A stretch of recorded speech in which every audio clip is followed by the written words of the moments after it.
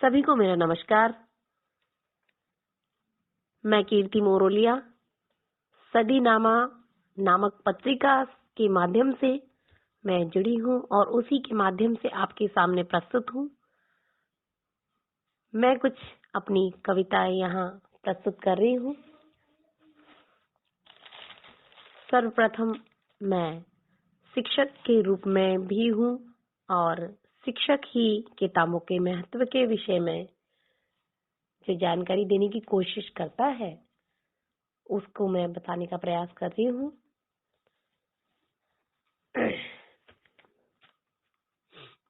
मेरी कविता का शीर्षक किताबों का महत्व।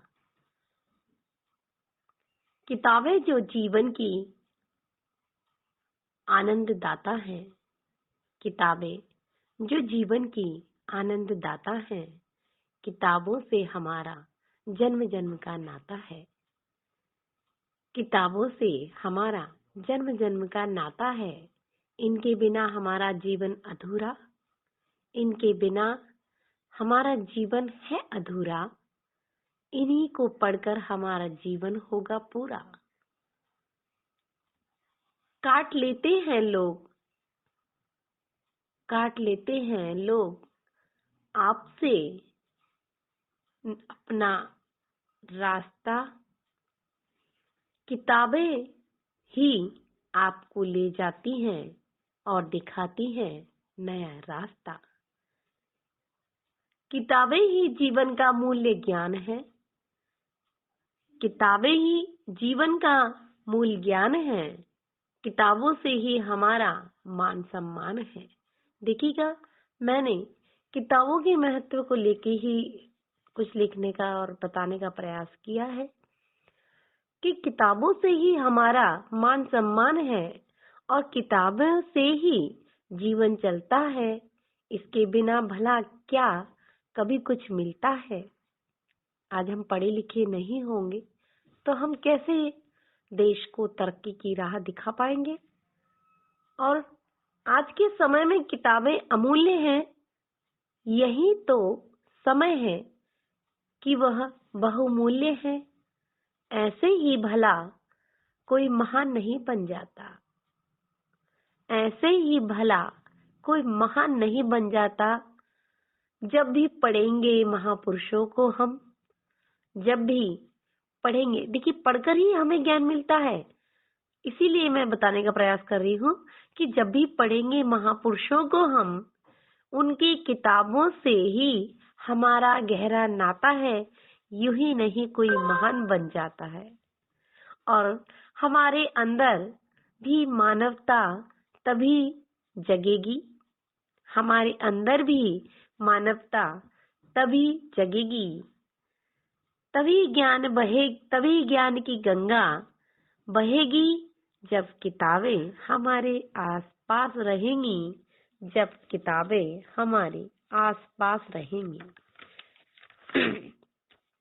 और किताबें मनुष्य को मनुष्यता का भान कराती हैं। आगे देखिएगा कि किताबें ही मनुष्य को मनुष्यता का भान कराती हैं। यह अन्य जीवों से भिन्न का ज्ञान कराती हैं। मनुष्यों का अस्तित्व यही होता है। मनुष्यों का अस्तित्व भी इन्हीं में छुपा होता है। और ज्ञान के सागर में जब ये ले जाती हैं, और ज्ञान के सागर में जब ये ले जाती हैं, जब किताब की महिमा है इतनी, किताब की महिमा है इतनी, इसको रचने वाले की कितनी होगी। जब हम किताब पढ़ते हैं और फिर हम देखते हैं कि हमें पढ़कर जो आनंद अनुभूति हो रही है, जो ज्ञान का प्रचार प्रसार जो हमारे दिल और दिमाग, जो मस्तिष्क में हमारे बैठा है, तो मैं ये कहना चाहती हूँ कि हमें पढ़ने से इतना ज्ञान हो रहा है तो लिखने वाला कितना महान होगा। इसी के लिए मैंने बोला है कि जब किताब की महिमा है इतनी, तब इसको रचने वालों की महिमा होगी कितनी। और इन्हीं को पढ़कर मानवता हमें आती है। यही ज्ञान का विज्ञान, यही ज्ञान का विज्ञान और सागर यही कहलाती हैं। किताबें ही ज्ञान का विज्ञान और ज्ञान का सागर कहलाती हैं। किताबों का महत्व है ये, और किताबें जो जीवन की अन्नदाता हैं। किताबों से हमारा जन्म जन्म का नाता है जी। इसी के तारतम्य में एक और कविता के माध्यम से मैं आपसे जुड़ना चाहती हूँ। इसी के तारतम्य में एक और मेरी कविता जो मैं आपके सामने लेकर आई हूँ। यह कविता का शीर्षक मैंने दिया है भारत के वासी। हम हैं भारत के वासी, हम हैं मूल निवासी। हम हैं भारत के वासी, हम हैं मूल निवासी। संविधान में हम अनुसूचित जाति जनजाति के नाम से जाने जाते। संविधान में हम अनुसूचित जाति जनजाति के नाम से जाने जाते। हम ही भारत के मूल निवासी कहलाते। हम ही भारत के मूल निवासी कहलाते।